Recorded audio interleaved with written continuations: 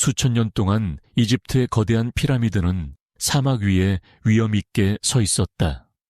고대 문명의 비밀은 오랫동안 베일에 쌓여 있었으나 1799년 7월 19일 나폴레옹의 이집트 원정 중 한 프랑스 병사가 알렉산드리아에서 동쪽으로 약 35마일 떨어진 로제타 근처에서 거대한 석판을 발견하면서 전환점이 찾아왔다.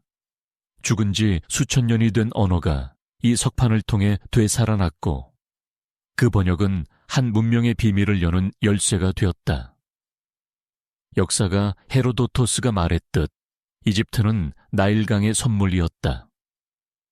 나일강은 수로를 따라 풍부한 물을 제공하여 농경이 번성할 조건을 만들었고 이로써 나일 계곡 전체에 걸쳐 고대 문명이 발달할 기반을 제공했다.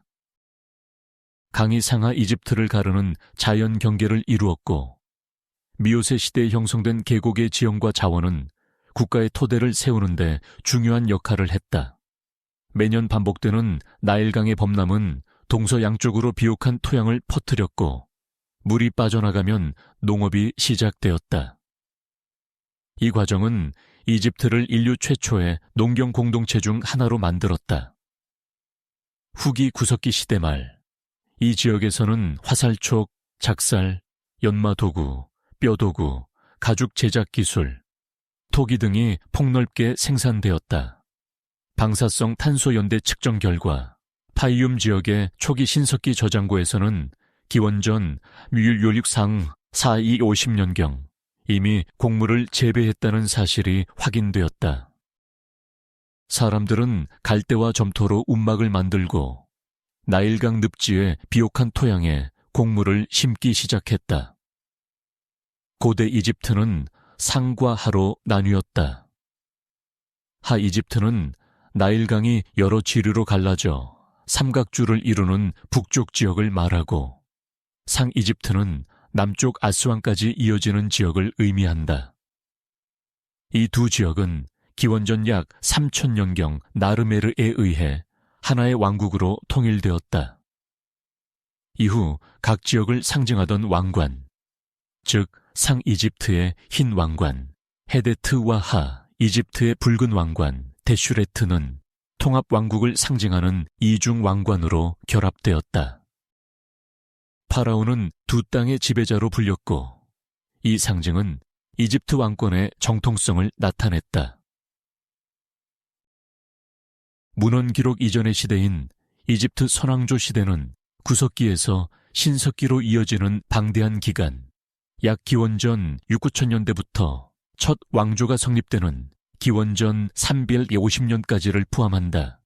이 시기의 역사는 문헌이 없기 때문에 고고학적 발굴을 통해 드러난 유물과 유적에 근거해 복원된다. 각 문화는 실제 거주 집단의 이름이 아니라 유물이 발견된 지역명으로 불린다.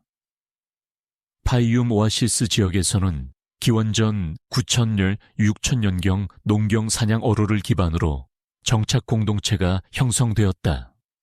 이들은 갈대로 지은 주거 공간과 지하 저장고를 만들었고 소, 염소양 같은 가축을 길렀으며 바구니 토기, 제작이 눈에 띄게 발전했다. 이러한 정착화 과정 속에서 부족 지도자가 등장했고 세대 간 권력이 대물림되는 구조가 생겨났다. 작은 이동 부족들은 점차 여러 부족으로 구성된 큰 공동체로 변화했고 파이움 문화는 기원전 5004년에 메림대 문화로 이어졌다. 초기 이집트 농부들은 밀, 보리, 렌즈콩, 아마, 완두 등을 재배하고 가축을 사육했다. 니일 계곡의 지형은 매년 범람시 만들어지는 자연 분지 덕분에 농업에 매우 유리했다. 고대 이집트에서 확인된 130개 이상의 분지는 관계 시스템의 저장고 역할을 했다. 곡물 저장고는 점토 항아리나 바구니로 만들어 땅속에 묻어 보존되었다.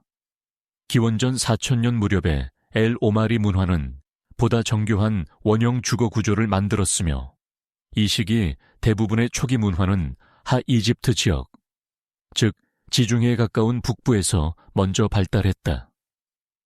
반면 상이집트의 바다리안 문화는 이동식 천막을 사용했지만 점차 정착주거를 선호하게 되었다. 바다리안 이후 나카다 아이, 다이 문화가 등장했고 특히 나카다 다음이 기원전 3년800, 3200년은 매장 관습, 토기, 주거 건축, 장신구, 사회 조직 등 여러 방면에서 고대 이집트 문명의 핵심 요소를 형성했다. 이 시기는 파라오 국가가 탄생하기 직전 이집트 문명을 떠받칠 사회 기술 종교적 기반이 완성되어 가던 결정적 단계였다. 엘 오마리 이후 기원전 4000년 무렵 등장한 나카다 투리 문화는 이집트 전역의 기술 예술 사회 구조에 큰 변화를 일으켰다. 이 시기는 이전보다 훨씬 정교한 집 구조가 나타났으며 햇빛에 말린 벽돌로 만든 주거지와 바람막이, 창문, 화덕이 갖춰진 형태가 일반화되었다. 매장 방식 또한 변화하여 무기, 토기, 장신구 등 부장품이 함께 묻히며 사후 세계에 대한 믿음이 분명해졌다. 나카다 다이 후기, 즉 기원전 36,500, 3200년대에는 장거리 교역이 확대되었고 동지 중에 누비아, 팔레스타인 지역과의 접촉이 증가했다. 이 시기 나카다 트람 기원전 3200, 350년대에 해당하는 초기 국가 형성 단계에서는 기록 관리가 필요해지며 원시 상형 문자의 기원이 등장했다. 아비도스에서 발견된 토기, 점토 인장, 뼈상아 조각 등에는 초기 단계의 상형 문자가 새겨져 있으며 이는 이집트 행정체계의 출발점이었다. 아비도스는 중요한 매장지로 발전했고 초기 지배자들의 거대한 무덤이 조성되면서 도시화의 기초가 마련되었다. 이 시기 북부의 부토, 남부의 네켄과 티니스는 빠르게 성장했으며 지역 간 정치적 경쟁이 격화되었다. 특히 네켄은 매 사냥신 호루스의 중심지로 왕권의 상징성이 강화되었다. 기원전 3200년 무렵 상형 문자의 체계화가 이루어졌으나 완전한 문장 형태는 아직 나타나지 않았다. 그럼에도 불구하고 이 시기의 기록은 경제활동, 권력구조, 종교의식 등을 반영하며 국가조직의 기원이 형성되었음을 보여준다. 이 무렵 상이집트의 주요 도시국가들, 즉 티니스 네켄, 나카다 네카라는 교역권과 물 자원을 두고 경쟁했고 군사적 충돌도 발생하였다. 이 과정에서 등장한 존재가 바로 스콜피온 왕으로 불리는 초기 지배자들이다. 이들의 정확한 정체는 남아있지 않으나 후대의 나르메르로 이어지는 왕권 형성의 핵심 단계로 평가된다. 결국 기원전 3,100년경 나르메르가 상하 이집트를 통합하며 최초의 통일 왕조가 시작되었고 이집트 문명은 비로소 국가라는 형태를 갖추게 되었다. 기원전 3월 151일 율륙7고 3년에 초기 왕조 시대는 상하 이집트가 중앙집권 국가로 통합되면서 시작되었다. 나르메르는 통일의 상징적 첫 파라오로서 기록되며 상이집트 출신의 지배자가 하이집트를 정복한 뒤 두 땅의 왕으로 군림했다. 그는 나카다 출신의 공주 네이트호테프와 혼인하여 두 지역 간의 결속을 강화했고 가나안과 누비아로의 원정을 통해 국경을 확장했다. 그의 뒤를 이은 호르아하는 선대의 정복지를 안정시키고 도시 개발과 건축 활동을 확대했다. 특히 사카라 지역에서의 초기 매장 건축은 왕실 장례 제도의 틀을 세우는 역할을 했다. 이어서 즉위한 데르, 기원전 3050년경과 그의 후계자 제트는 중앙행정체제를 정비하며 관료제의 기초를 마련했다. 제트의 사후 여왕 메르네이트가 미성년 왕덴을 대신해 섭정을 맡았으며 이는 이집트 역사상 가장 이른 시기에 여성 정치 권력 사례 중 하나다. 댄 기원전 위피우쿠 90년경은 일왕조에서 가장 뛰어난 군주로 평가받으며 50년에 가까운 장기 집권 동안 경제 군사 행정의 전반적 안정을 이루었다. 그의 무덤에서는 상하 이집트의 이중 왕관을 착용한 모습이 나타나며 이는 통합 왕권의 완성된 형태를 보여준다. 일왕조 말기에는 에지브와 세메르케트 등의 통치가 불안정했고 왕위 계승 분쟁이 발생했다. 마지막 왕카의 사후 왕권이 흔들리면서 새로운 통치자 호테프세크 해무이가 이 왕조를 열었다. 그의 즉위명은 두 권력의 화합을 의미하며 이는 왕조 초반에 정치적 혼란을 다스리기 위한 상징적 표현이었다. 이 왕조는 문헌 자료가 적고 연대가 불명확하여 역사적으로 모호한 시기다. 란네부는 처음으로 왕명을 신의 이름과 결합한 군주였으며 이는 파라오의 신성성 강화와 관련된다. 그 뒤를 이은 페리브센 은세트 신의 이름을 왕명에 채택하여 종래 호루스 전통과 대비되는 독특한 왕권 형식을 보여준다. 페리브센이 단일신 사상을 도입했다는 초기 학설은 현재 대부분 부정되지만 그의 통치가 남부 지역 중심이었다는 점은 정치적 분열 가능성을 시사한다. 페리브센의 뒤를 이은 카세케미는 다시 호루스와 세트 두 신의 이름을 모두 왕명에 포함하여 남북부의 통합을 강조했다. 그의 통치는 건축 사업의 확대, 사카라와 히에라콘폴리스의 대형 석조 구조물 조성 등 국가 재통합의 상징적 활동으로 기록된다. 이 왕조 말기, 왕권은 점차 안정되었고 이후 조세르의 즉위와 함께 3왕조가 시작되었다. 초기 왕조 시대는 행정체계의 정비, 기록 시스템의 확립, 왕권의 신성화가 본격적으로 이루어진 시기로 이후 고왕국의 피라미드 시대를 가능하게 한 근본적 국가구조가 완성되었다. 이집트 제3왕조는 조세르 왕의 통치로 시작된다. 그는 사카라 지역에서 전례 없는 규모의 건축 활동을 전개했으며 그의 치세는 이집트 석조 건축의 혁신적 전환점으로 기록된다. 조세르 시대의 명재상이자 건축가였던 이모테블은 천문학자, 의사, 제사장으로도 활동하며 이집트 역사에서 가장 뛰어난 지성 중 한 명으로 평가된다. 그의 이름은 조세르 석상 하단부에서 발견된 비문을 통해 확인되며 이는 이모텝이 왕실에서 매우 높은 지위를 차지했음을 보여준다. 이모텝이 설계한 사카라 계단 피라미드는 이전 왕조의 매장 구조였던 평평한 마스타바를 단계적으로 쌓아 올린 형식으로 세계 최초의 대규모 석조 건축물로 알려져 있다. 계단 피라미드는 6개의 마스타바가 위로 갈수록 좁아지는 구조로 배열되어 파라오의 권위를 하늘로 향하는 형태로 표현하였다. 이전까지 점토 벽돌이 사용되던 매장 건축과 달리 이 시기에는 거대한 석재가 정교하게 다듬어져 사용되었으며 벽면에는 목재 문양이나 갈대 무늬를 석재에 새긴 절충적 장식이 남아있다. 지하 공간은 훨씬 복잡하게 구성되어 있었다. 계단 피라미드 아래에는 미로처럼 얽힌 통로와 방들이 설치되어 있었으며 파라오의 시신과 부장품을 지키기 위한 구조였다. 하지만 이러한 복잡한 매장 체계에도 불구하고 무덤은 고대 시대에 이미 도굴되어 대부분의 보물과 왕의 유해가 사라졌다. 무덤 내부에서 발견된 것은 조세르의 발로 추정되는 유해 조각뿐이었다.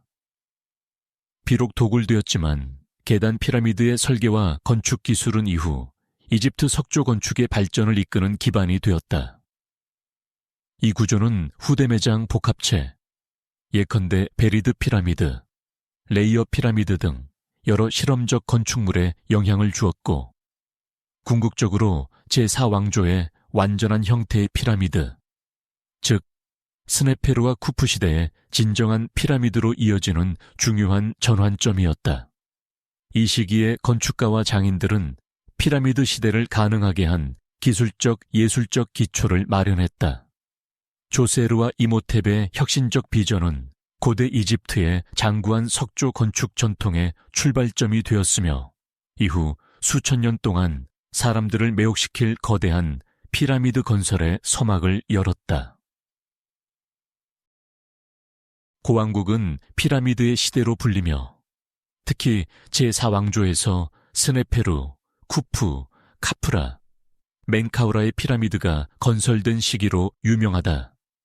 이 시대의 기록은 비교적 희소하지만 석상 비문 장내 사원 피라미드 단지의 구조를 통해 당시 사회 종교-정치 체계를 재구성할 수 있다.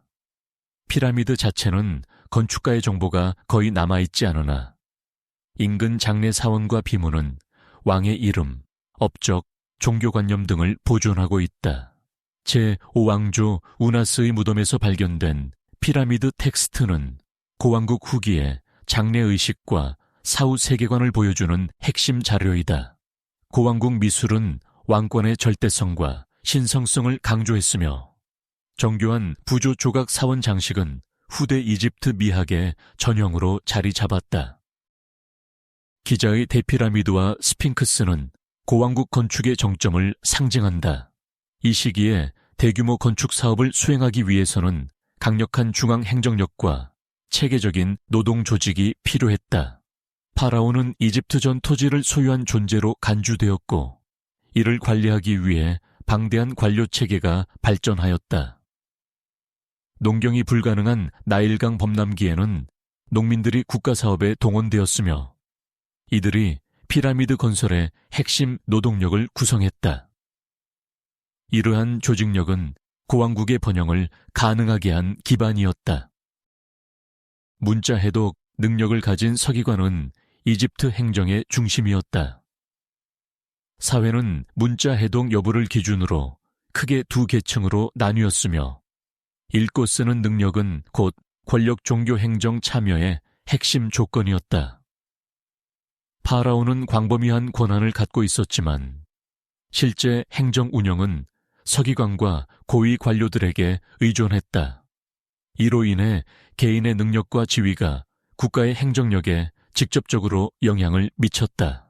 제4왕조의 스네페루는 이집트 역사상 가장 생산적인 피라미드 건설자로 평가된다. 그의 첫 번째 주요 프로젝트는 미둠 피라미드였다. 초기에는 참피라미드 형태로 설계되었으나 외피 구조적 결함으로 붕괴되어 현재는 계단형처럼 보인다. 이는 피라미드 구조 실험의 초기 단계였다.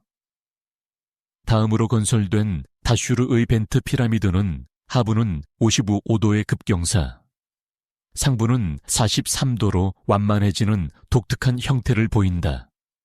이는 건설 중 구조적 위험이 감지되어 계획을 수정한 결과였다. 벤트 피라미드는 진정한 피라미드 건설 직전의 실험적 전환점으로 평가된다. 세 번째 피라미드인 레드 피라미드는 붉은빛 석회암을 사용해 이름 붙여졌으며 이집트 최초로 완전한 형태의 참 피라미드로 인정된다. 높이 약 100월리비움에 달하며 당시 가장 성공적이고 안정적인 구조를 갖춘 피라미드였다. 완공 후 외피는 백색 석회암으로 덮였으나 후대 재사용으로 대부분 사라졌다. 이 세 개의 피라미드는 스네페루의 기술 혁신과 국가 자원의 집중을 잘 보여준다. 스네페루의 뒤를 이은 쿠프는 기자 고원에 대피라미드를 건설했다. 대피라미드는 약 20년 동안 수만 명의 숙련 비숙련 노동자들이 참여해 완성되었으며 고대 세계 7대 불가사의 중 유일하게 현존하는 기념비적 건축물이다. 왕의 친척이자 비지애인 헤미우누는 건설 감독자로 기록되어 있으며 그의 무덤은 대피라미드 인근에서 발견되었다. 쿠프 치세에는 나일강 수리체계 개선을 위한 대규모 토목 공사가 진행되었고, 와디 게라위 지역에 세계 최초로 기록된 대형 댐이 건설되었다. 이는 농업 생산력 향상과 물 분배의 효율성을 높이기 위한 국가적 프로젝트였다. 또한 그는 누비아와 리비아에 대한 군사 원정을 통해 자원을 확보해 왕국의 경제력을 확장했다. 대피라미드는 세상에 남아있는 가장 오래된 거대 석조 구조물이며 정밀한 방위 정렬로도 유명하다. 이 구조물은 거의 오차 없이 동서남북을 향해 배치되었으며 이는 태양별 천문 관측을 바탕으로 한 고도의 기술을 보여준다. 인근의 오시리스 샤프트와 복잡한 내부 통로는 피라미드의 기능과 목적을 둘러싼 여러 이론을 낳았으나 학계에서는 왕의 무덤이라는 견해가 가장 널리 받아들여진다. 피라미드의 건설 방식에 관한 다양한 가설이 존재하지만 실제로는 고대 이집트인에게 너무나 일상적이고 익숙한 기술이었기 때문에 구체적으로 기록되지 않았다는 해석이 유력하다. 그러나 내부 통로의 정밀함, 환기 샤프트, 방 구조 등은 신성한 건축에 대한 이집트인의 공학적 능력을 증명한다. 쿠프의 뒤를 이은 제드에프라는 아부루아시의 피라미드를 건설했다.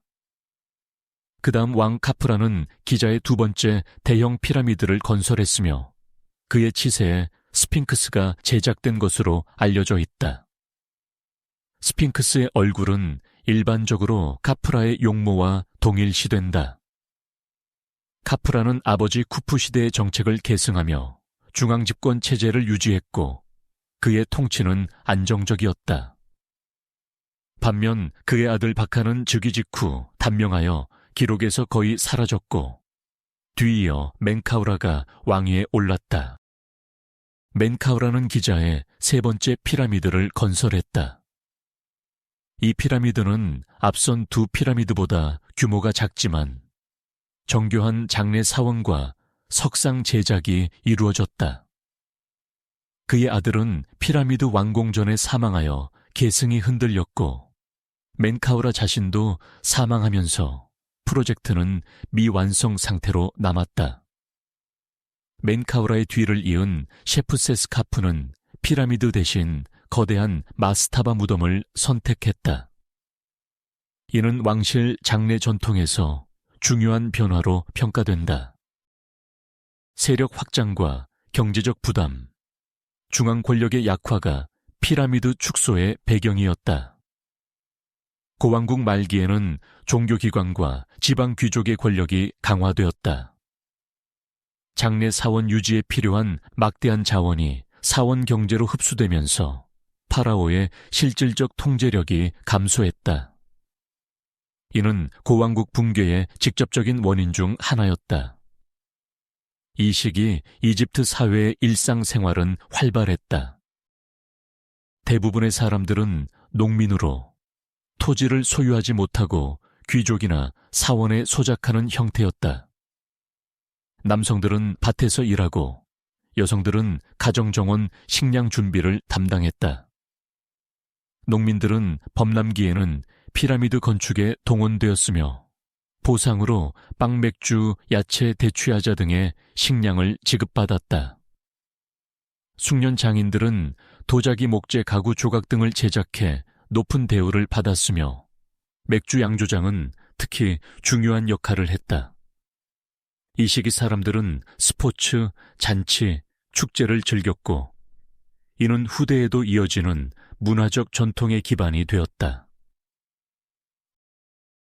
피라미드를 건설한 거대한 노동력은 고도로 조직된 행정체계 아래 운영되었다. 사회의 최하층은 토지를 소유하지 못한 농민이었으며 이들은 사원의 토지나 귀족의 토지를 경작하며 생계를 유지했다. 날이 밝으면 농부들은 귀족을 위해 일하자라고 말하며 하루를 시작했다.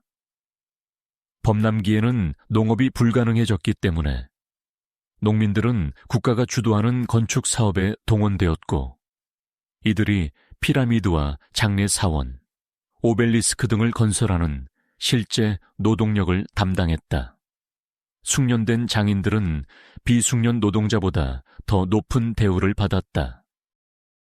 조각가, 목수, 도공, 석공들은 부유한 귀족이나 사원에서 의뢰받아 작업했으며 그 대가는 안정적인 식량과 물품으로 지급되었다.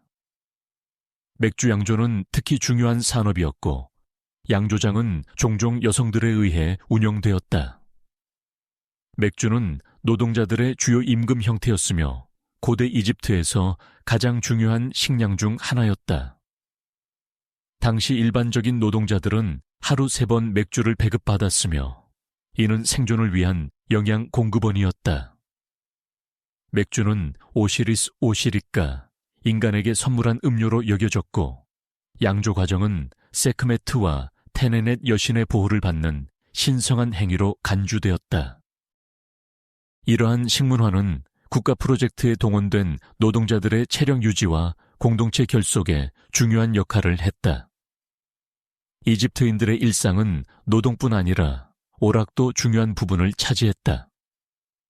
하키, 핸드볼, 활쏘기, 수영, 줄다리기, 체조, 조정 등의 스포츠가 인기 있었으며 나일강에서는 작은 배를 이용한 워터 저스팅이라는 경기까지 있었다. 이집트의 각종 축제는 종교적 의미뿐 아니라 공동체적 결속을 강화하는 기능을 했으며 술과 잔치는 축제의 중심이었다. 제5왕조에 들어서면서 왕권은 점차 약화되고 태양신라의 사제가 권력을 확대했다. 느세르레, 사울의 카카이 등의 통치기에는 태양신전이 건설되었으며 이는 파라오의 권위보다 사원 조직의 영향력이 커지고 있음을 보여준다. 기제는 또 하나의 미완성 피라미드가 언급되는데 이는 여왕 켄카스와 관련된 구조물로 여겨진다. 사울의 통치는 무역 확장과 외교적 교류로 특징 지어진다. 그는 폰트로의 최초의 정식 원정을 보냈으며 이를 통해 향료금, 흑단, 이국적 동물 등 귀중한 자원을 들여왔다. 그의 장례 복합체는 정교한 부조와 건축 기술로 유명하며 이는 국가 경제와 관료 체계가 여전히 강력했음을 보여준다. 사울의 이후 네페레플의 셉세스카레, 니우세르레 등의 왕들이 짧은 기간 동안 즉위했다. 이 시기 사원 경제가 더욱 확대되었고 사제 계층의 권력은 왕권과 거의 대등한 수준으로 성장했다. 왕조 자체는 불안정했으나 사원 중심의 관료기구는 오히려 강해지며 국가의 자원이 점차 종교기관으로 이동하는 현상이 두드러졌다. 제5왕조 말기 왕들의 통치는 기록이 희소하고 혼란스러워 정확한 계승 관계조차 명확히 알려져 있지 않다.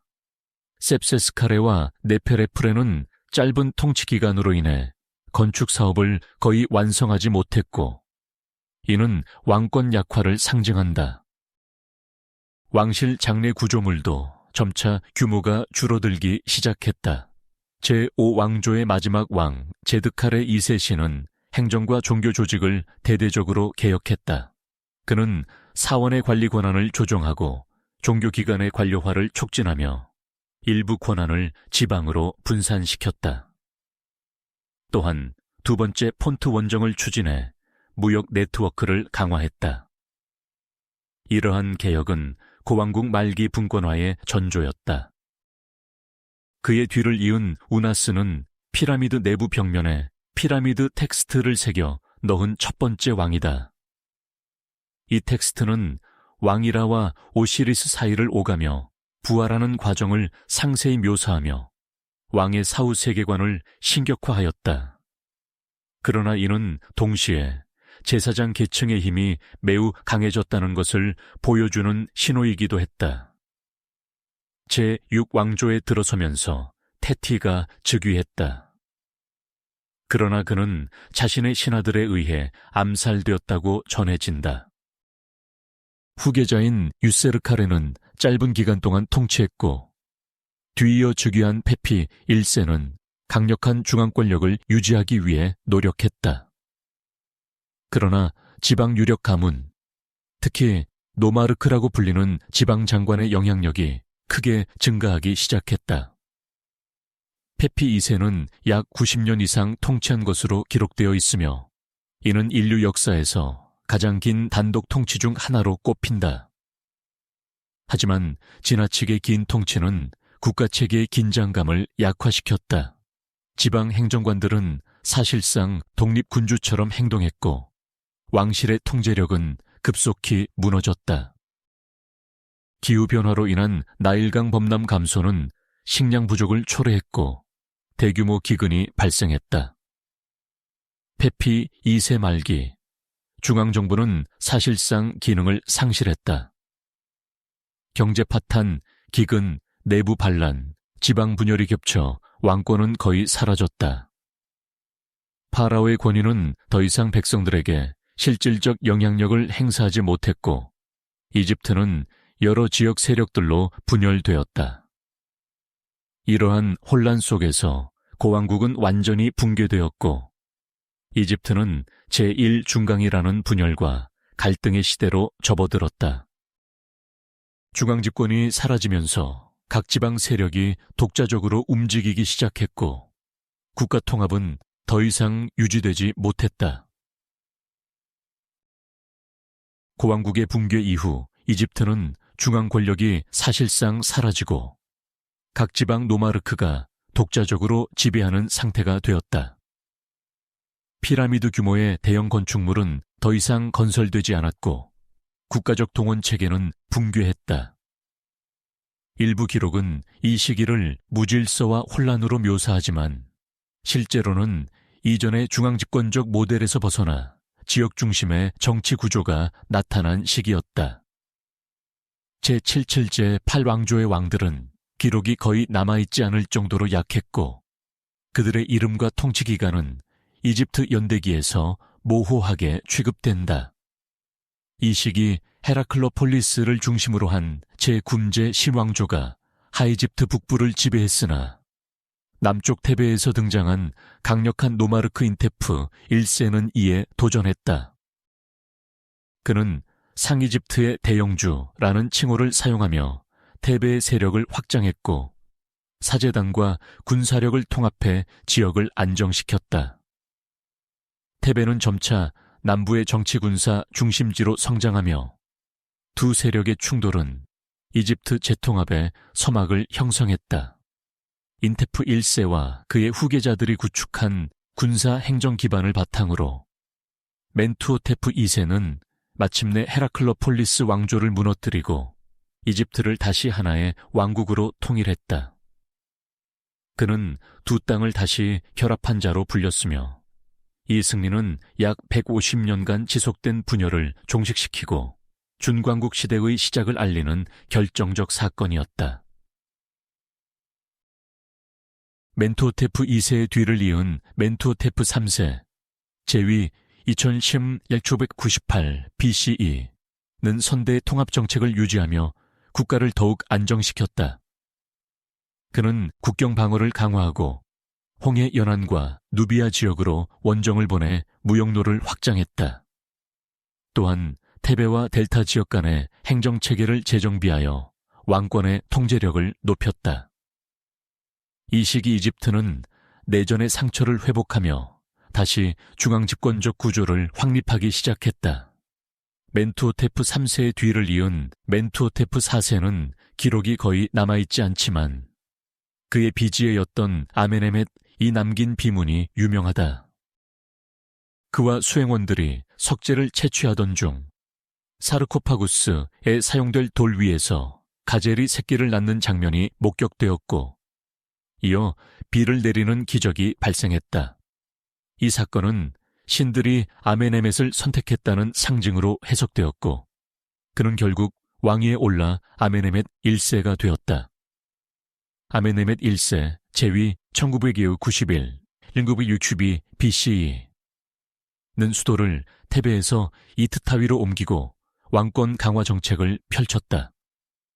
그는 지방 노마르크의 권한을 축소하고 행정체계를 중앙으로 통합했으며 국경 방어를 강화하기 위해 병력을 재편했다. 그는 카르나크에서 아문 신전의 초기 확장 작업을 시작했고 후대의 위대한 신전 복합체의 토대를 마련했다. 아메네멧 1세와 그의 후계자들은 이집트 전역에 관계 시설을 확충하고 나일강 수위 측정 시설인 나일로미터를 설치해 홍수 예측과 세금 체계를 정비했다. 카날과 제방은 농업 생산을 극대화하기 위해 재건되었으며 충성스러운 관리들은 이러한 국가적 사업의 감독자로 임명되어 보상을 받았다. 아메네멧 1세 이후 아메네멧 2세, 제위 1925 189자 BCE와 세누스레트 2세, 제위 1897 18878 BCE 사이에는 공동 통치가 있었던 것으로 보인다. 이 제도는 후계자가 통치를 미리 배우게 하고 왕권 승계를 안정시키기 위한 정책이었다. 두 왕의 이름이 동시에 기록된 비문은 이러한 공동 통치의 증거로 여겨진다. 세누스레트 2세는 노마르크 지방관리와의 협력을 통해 지방의 번영을 촉진했으며 이는 고왕국 말기의 지방 반란과 대비되는 안정된 통치 방식이었다. 파이움 지역의 대규모 광해 사업은 그의 치세에서 본격적으로 진행되어 이 지역을 비옥한 농업 중심지로 변화시켰다. 세누스레트 3세, 제위 18778, 구이싱 BCE는 중앙국 최고의 군주로 평가된다. 그는 누비아로 진격해 국경을 남쪽으로 확장했으며 세멜과 우롱아 등지에 견고한 요새를 세워 남부 국경을 완전히 장악했다.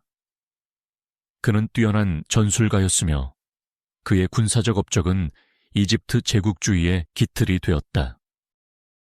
그는 또한 팔레스타인 지역으로 원정을 보내 외교 무역 관계를 강화했다.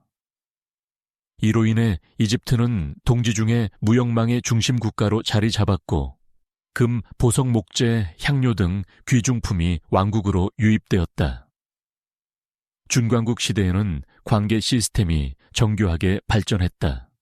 나일강의 수위를 조절하기 위한 제방과 수문이 건설되었고 홍수 이후에는 농경지 경계를 다시 설정하기 위해 측량이 이루어졌다.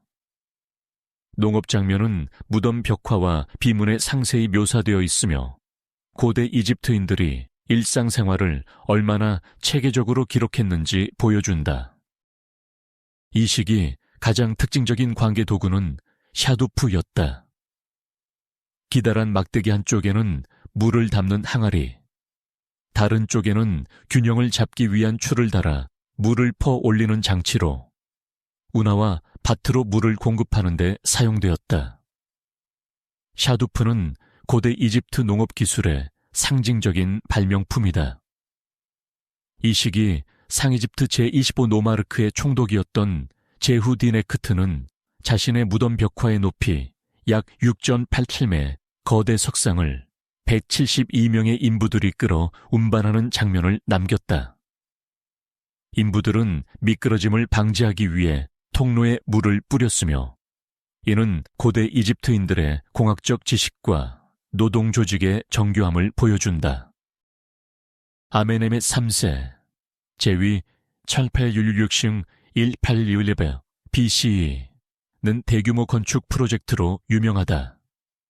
그는 파이움 지역의 수리시설을 완성시키고 호와라의 유명한 라비린스로 알려진 광대한 장례 복합체를 건설했다. 그의 통치 기간 동안 이집트는 경제 농업 무역 면에서 최고 수준의 번영을 누렸다. 그의 뒤를 이은 소베크네페루, 제위 1803 1802 BCE는 이집트 역사상 확인된 첫 여성 파라오이다. 그녀는 아메네멧 4세의 뒤를 이어 통치했으며 제20 왕조는 그녀의 사후 후계자가 없어 종말을 맞이했다. 제3왕조는 제12 왕조의 정책을 이어받아 초기에는 안정적으로 통치했으나 후기로 갈수록 중앙 권력이 약화되기 시작했다. 지방 세력은 다시 독립적으로 움직였고 외래 민족의 유입이 본격화되며 이집트는 점차 새로운 혼란의 시대로 접어들었다. 제12왕조의 번영 이후 제13왕조는 선대 행정 및 경제 정책을 유지하려 노력했으나 왕위 계승이 불안정하고 통치 기간이 짧은 왕들이 이어지면서 중앙 권력은 약화되기 시작했다. 이 시기 델타 동부의 아바리스 지역에는 서아시아계 샘족 상인과 목축민들이 점차 정착했고 그들의 경제적 영향력은 빠르게 확대되었다. 이러한 이주민 집단은 후에 힉소스라 불리며 이집트 북부에서 강력한 세력을 구축하게 된다. 제13왕조는 남쪽 국경 문제를 등한시했으며 그 결과 누비아의 쿠시 왕국이 빠르게 성장했다. 누비아인들은 나일강 제2폭포 부근의 이집트 요새들을 공격하고 파괴했으며 이 지역에서 이집트의 영향력을 약화시켰다. 국경 방어가 붕괴되자 이집트 남부는 경제적으로도 큰 타격을 입었고 무역망이 불안정해졌다. 이 시기에 등장한 제11, 15왕조의 기록은 매우 불분명하며 힉소스 왕들의 통치 연대 역시 정확히 알려져 있지 않다. 힉소스는 델타 지역의 군사적 정치적 우위를 확보하고 아바리스를 중심으로 자신들의 세력을 확립했다. 그들은 말과 전차를 사용하는 등 새로운 기술을 이집트로 도입했으며 이러한 군사적 우위는 북부 이집트 장악을 가능하게 했다. 힉소스 통치자들은 결국 제15왕조를 수립하고 자신들을 파라오로 칭하기 시작했다. 흥미롭게도 그들은 이집트의 행정구조와 종교체계를 상당 부분 받아들여 이집트식 이름을 사용하거나 전통 관직을 유지했다. 힉소스 궁정에는 이집트인 관리들도 포함되었으며 이는 이집트 문화가 여전히 영향력을 행사하고 있었음을 보여준다. 이 시기 상이집트 남부의 테베는 힉소스의 지배권에 직접 속하지 않았지만 북쪽의 힉소스 세력과 남쪽의 누비아 세력 사이에 끼어 사실상 고립된 상태였다. 테베 왕족은 자신의 정통성을 유지하며 독자적인 왕조 제 조율17 왕조를 세웠으나 두 외부 세력에 동시에 대응해야 하는 불리한 위치에 놓여 있었다. 히브리어 이집트 기록 등 후대 전승에서 유명한 아포피 왕의 일화가 전해진다. 그는 테베의 왕 세케넨레타우에게 히포포타무스 연못 때문에 잠을 이룰 수 없다는 터무니없는 불평을 담은 서신을 보냈는데 이는 실제로 전쟁 명분을 만들기 위한 도발이었을 가능성이 크다. 이 서신 사건은 테베와 힉소스 간의 갈등이 외교 단계를 지나 군사 충돌로 발전했음을 보여준다. 세케넨레타우는 전투에서 치명상을 입고 사망한 것으로 보이며 그의 뒤를 이은 카모세는 힉소스를 몰아내기 위해 군사 원정을 감행했다. 그러나 그의 노력에도 북부 전체를 되찾지는 못했다. 카모세 사후 그의 동생 아흐모세가 원정을 이어받아 힉소스의 수도 아바리스를 공격하고 결국 그들을 시리아 지역까지 몰아내는 데 성공한다. 이러한 승리는 테베 왕조가 이집트를 다시 통일하는 기반을 마련했고 곧 다가올 신왕국 시대의 서막이 열리게 된다. 세케넨레타우의 미래는 그가 폭력적으로 죽었다는 명확한 흔적이 남아있다. 머리와 얼굴에는 깊은 상처가 있으며 그 형태는 힉소스 군대가 사용하던 도끼와 철제 무기와 일치한다. 여러 개의 타격 자국은 그가 전투 중 정면에서 공격을 받았음을 시사하며 이는 테베 왕조가 힉소스와의 전쟁에서 치열한 육박전을 벌였음을 보여준다. 미라 분석 결과 세케넨레타우는 방어용 투구를 착용하지 않은 상태에서 치명상을 입은 것으로 보인다.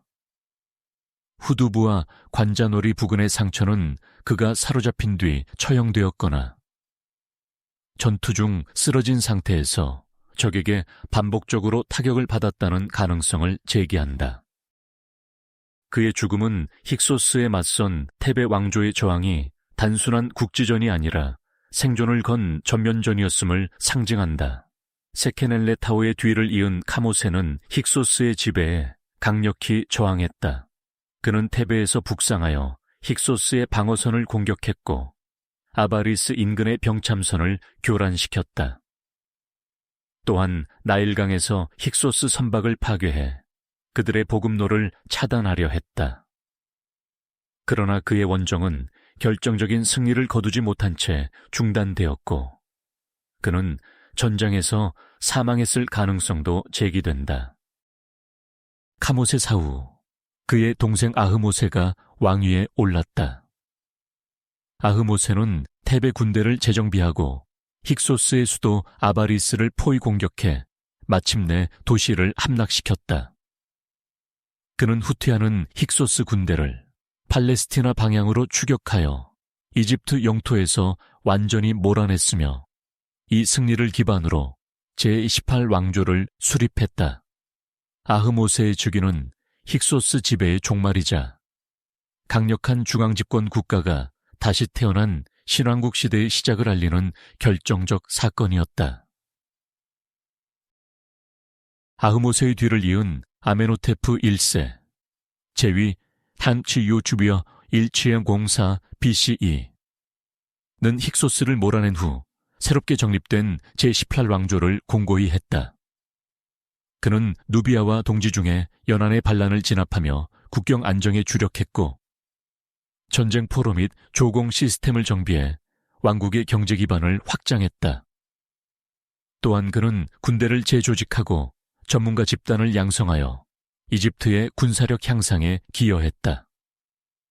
뒤를 이어 즉위한 투트모세 1세, 제위 천초의 왕사 1492 BCE 는 이집트를 진정한 제국으로 변모시킨 왕이다. 그는 남쪽으로 누비아 제3폭포를 넘어 랜드마크 요새들을 장악하고 북쪽으로는 유프라테스강 유역까지 진출해 영향력을 확대했다. 그의 통치 아래 이집트의 국경은 역사상 최대 규모로 확장되었다. 투트모세 1세는 왕들의 계곡에 묻힌 최초의 파라오로 알려져 있다. 이는 거대한 피라미드 건설 대신 안반을 파고 만든 비밀 왕묘가 새로운 장례 전통이 되었음을 의미하며 왕실 무덤을 도굴로부터 보호하기 위한 전략적 선택이었다. 투트모세 2세, 제위 492 1879 BCE 는 비교적 단명했고 그의 사후 어린 투트모세 3세가 왕위 계승자가 되었으나 나이가 너무 어려 즉위할 수 없었다.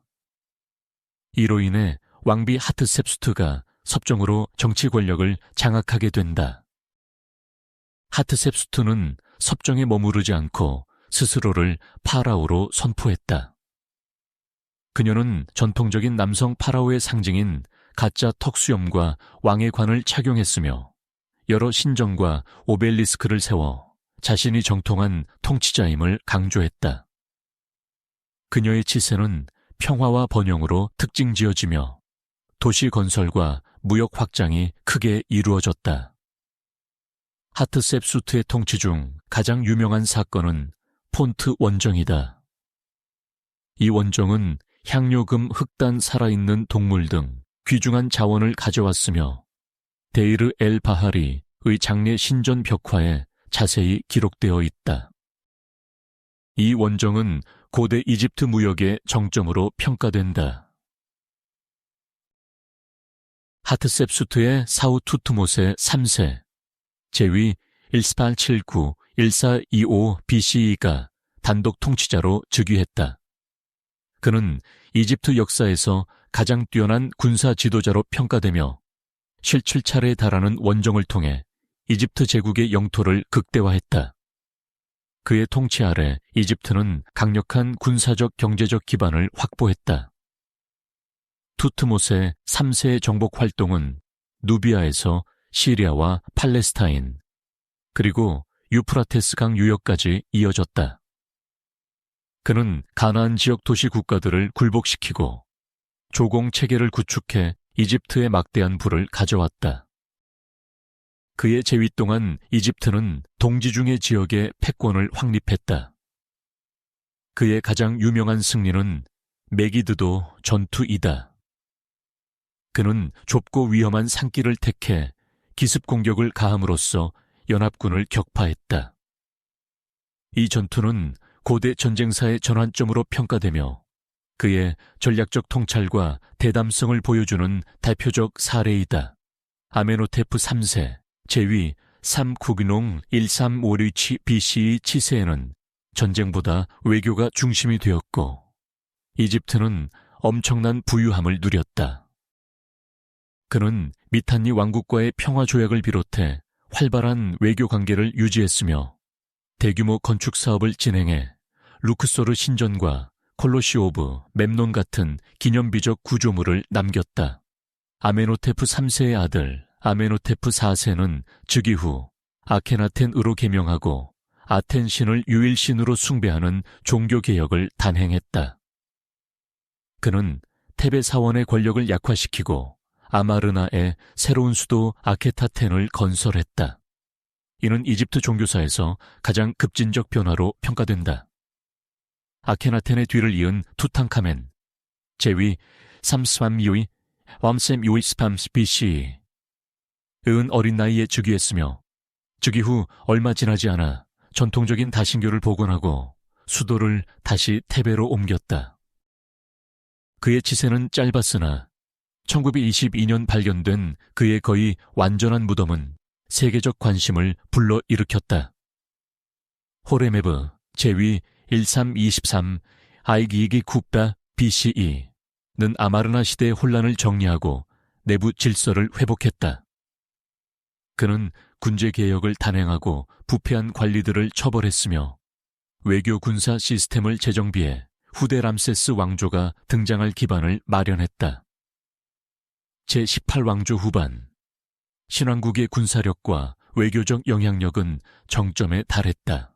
이집트는 누비아에서 시리아에 이르는 광대한 제국을 유지하며 고대 근동의 주요 강대국으로 자리 잡았다. 그러나 이 영광의 뒤편에서는 이미 새로운 갈등과 도전이 다가오고 있었고, 이는 다음 왕조에서 더욱 뚜렷하게 드러나게 된다. 람세스 1세는 제18왕조 말기에 혼란을 정리하고 새로운 왕조인 제19왕조를 개창했다. 그는 재위 기간이 매우 짧았으나 강력한 군사 행정체계를 재정비하여 후계자들이 제국의 기반을 확장할 수 있는 토대를 마련했다. 그의 즉위는 신왕국 후반기 람세스 왕조 시대의 서막을 의미했다. 람세스 1세의 아들 세티 1세, 제위 처리미우 구숭 1제1179 BCE 는 잃었던 영토들을 되찾기 위해 대대적인 군사 원정을 수행했다. 그는 레반트 지역과 시리아 남부의 여러 도시 국가를 다시 이집트의 영향권으로 편입시켰으며 전략적 요충지 카데시를 일시적으로 탈환하는 등 제국의 북부 국경을 회복했다.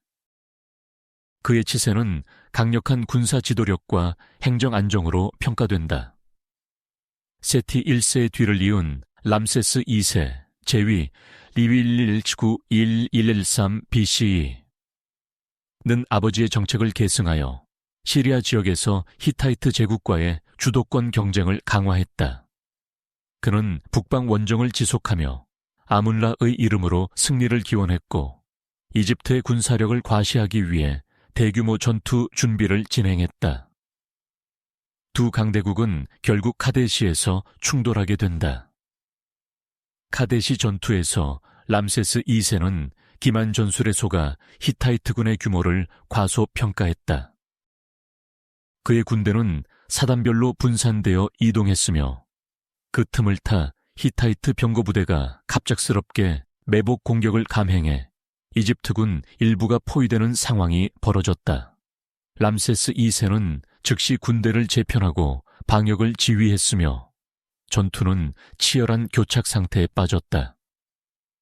카데시 전투는 명확한 승자가 없는 교착전으로 끝났다. 히타이트와 이집트는 모두 승리를 주장했으나 어느 쪽도 완전한 전략적 우위를 확보하지는 못했다. 이 전투는 고대 근동의 국제 정세를 재편하는 계기가 되었으며 두 강대국은 장기적인 대립 대신 외교적 해결을 모색하게 된다. 양국은 결국 인류 역사상 최초로 확인되는 상호 평화 조약을 체결했다.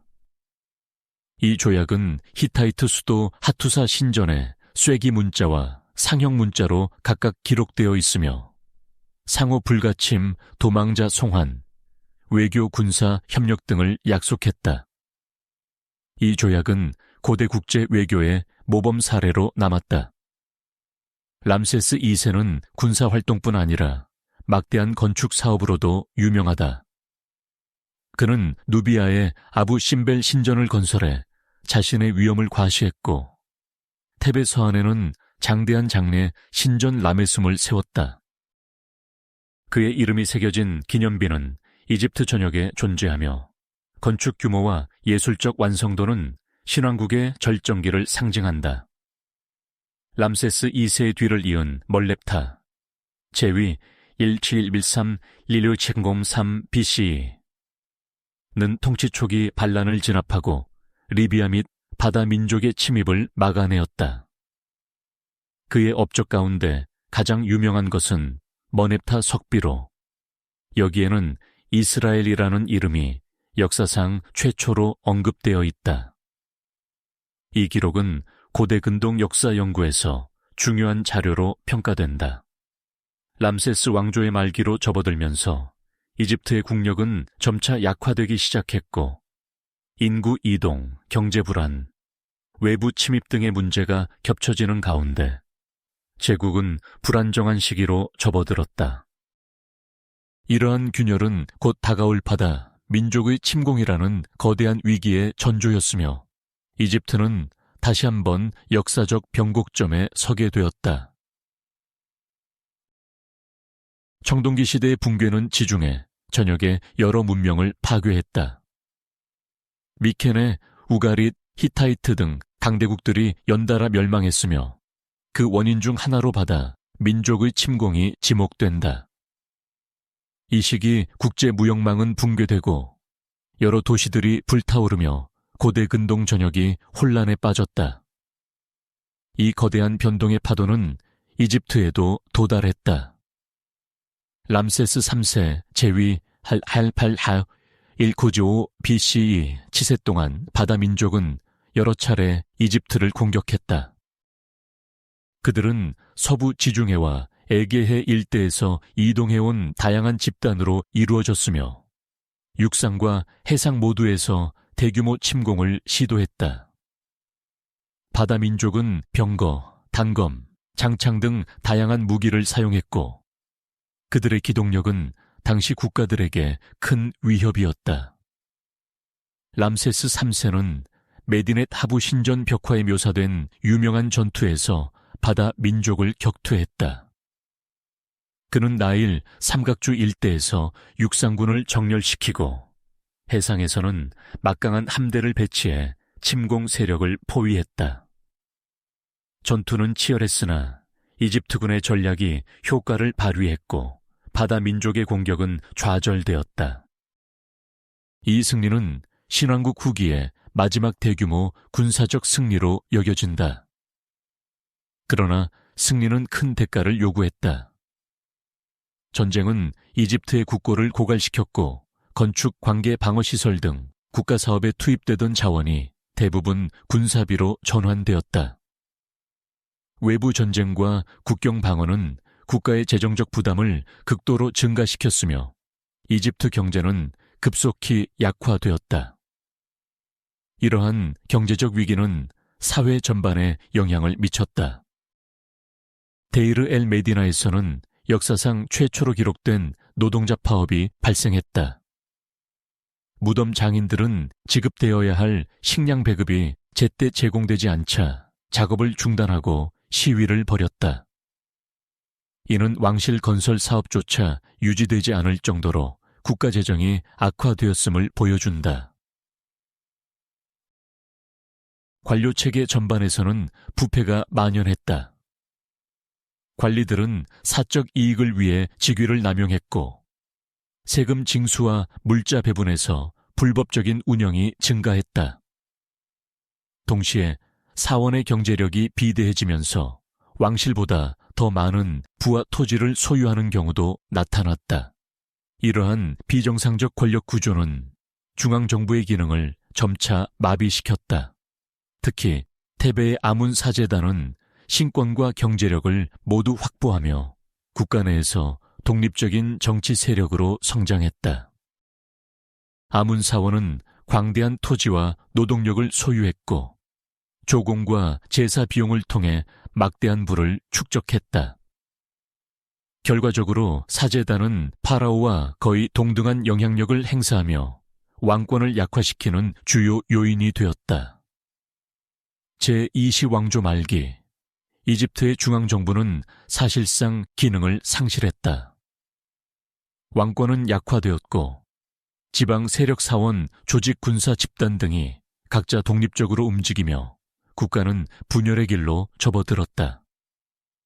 신왕국의 영광은 점차 사라졌고 이집트는 제3중강이라는 새로운 혼란의 시대로 진입하게 되었다. 신왕국의 몰락 이후 이집트는 중앙 권력이 무너지고 여러 지역 세력으로 분열되었다. 정치적 통제는 느슨해졌고 왕실의 권위는 급격히 약화되었다. 이집트는 더 이상 단일한 제국이 아니었으며 각 지방은 사실상 독립된 통치 형태를 띠기 시작했다. 이러한 상황은 제3중강이의 시작을 알렸다. 하이집트에서는 스멘데스가 권력을 장악하며 제21왕조를 탄니스에 세웠다. 그는 북부 이집트의 행정과 외교를 주도했지만 그의 통치권은 테베와 상이집트 전역에까지 미치지 못했다. 나라 전체를 통치하는 왕이라기보다 북부 지역의 강력한 지방 통치자로 기능했다. 동시에 테베에서는 아문 사제단이 산기집트를 실질적으로 지배했다. 아문 대제사장은 왕과 동등한 재정 군사 토지 자원을 소유하며 독립적인 권력을 행사했다. 결과적으로 이집트는 북부의 왕조와 남부의 사제정권 테베의 아문 사제단이라는 두 정부가 공존하는 이원적 구조로 운영되었다. 이 시기 리비아계 족장들은 이집트 군대에 용병과 지휘관으로 편입되며 점차 정치적 영향력을 확대했다. 그들은 세대를 거치며 이집트 사회에 정착했고 군사 행정 분야에서 핵심 위치를 차지하게 되었다. 결과적으로 리비아 출신의 가문들은 왕실과 혼인하거나 고위 관직을 통해 실질적 통치권을 행사하게 되었다. 샤숑크 1세는 이르한 리비아계 세력의 대표적 인물로 그는 제22왕조를 창건하고 이집트 전역을 다시 통일했다.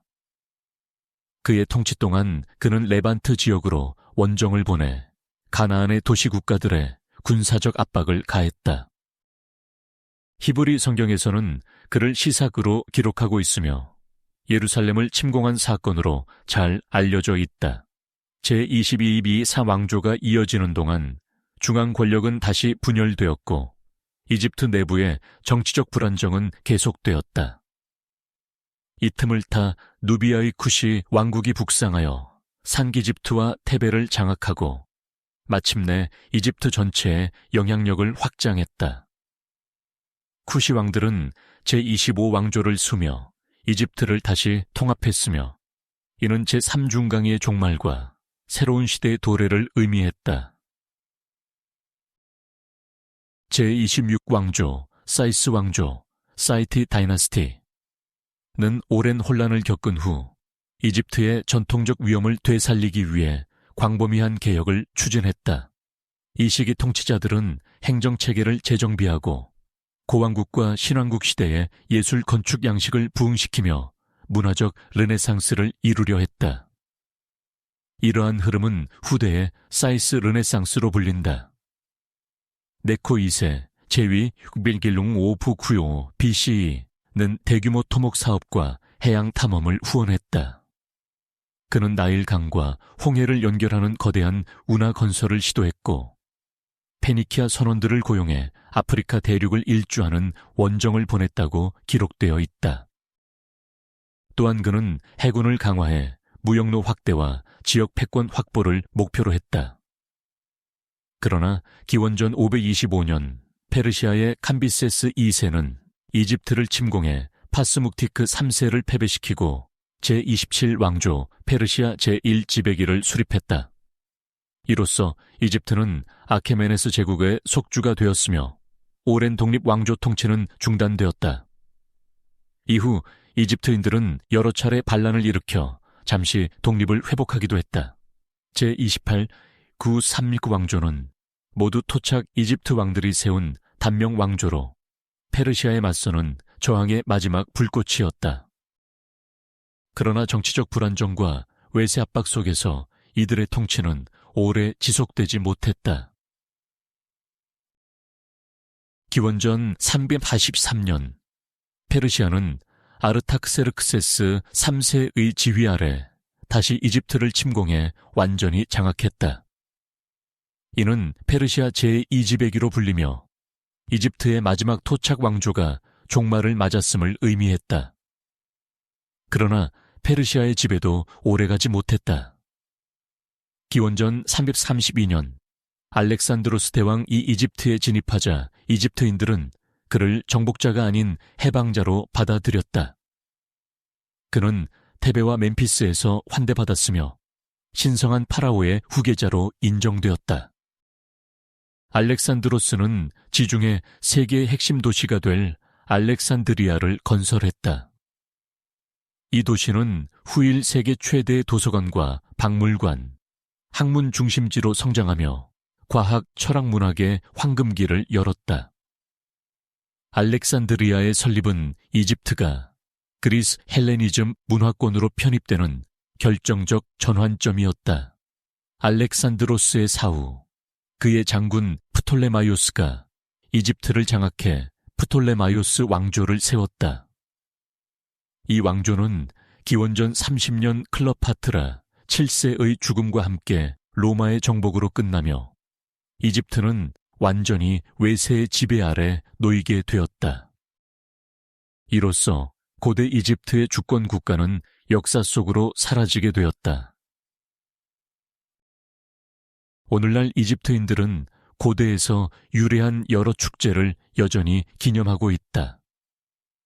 나일강의 범람을 기리는 축제부터 계절의 변화, 풍요와 재생을 상징하는 의식까지 이 전통들은 수천 년 동안 변형되며 이어져 왔다. 일상생활에 남아있는 관습들 속에서도 고대 이집트 신앙의 흔적을 발견할 수 있다. 콥트어는 고대 이집트 언어의 마지막 단계이자 그 계승을 증명하는 중요한 언어적 유산이다. 오늘날 종교의식에서 사용되는 콥트어는 상형 문자와 데모틱 문자로 이어져 온 긴 언어 역사의 최후의 잔재이며 이집트인의 문화적 정체성을 상징하는 중요한 요소다. 현대 고고학은 매년 새로운 발견을 이루며 이집트 문명의 미지의 장을 계속 열어가고 있다. 새로운 무덤, 사원, 파피루스 문서, 그리고 정교한 생활 유물들이 발굴되면서 고대 이집트 사람들의 신앙 예술 과학에 대한 이해가 깊어지고 있다. 이러한 발견들은 이집트 문명이 여전히 살아있다는 사실을 현대 세계에 상기시킨다. 고대 이집트의 유산은 종교와 예술, 건축, 상징 체계 속에서 전 세계적으로 영향력을 남기고 있다.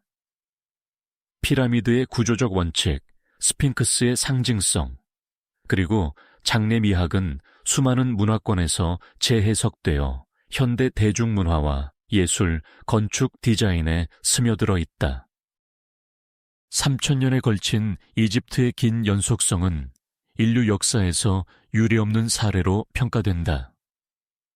왕조가 흥망하고 외세가 들어왔으며 종교가 변화했음에도 이집트 문명은 자신만의 정체성을 잃지 않고 지속되었다. 이는 고대 이집트가 단지 과거의 문명이 아니라 시대를 초월해 살아남은 문화적 존재임을 의미한다. 고대 이집트 문명은 사라지지 않았다. 그들의 언어, 예술, 건축, 신앙, 그리고 세계를 바라보는 방식은 오늘날까지도 이어지고 있다. 수천 년의 시간을 넘어 나일강의 나라가 남긴 유산은 지금도 인류에게 끝없는 영감과 질문을 던지고 있다. 이집트 문명의 이야기는 끝난 것이 아니라 계속되고 있다.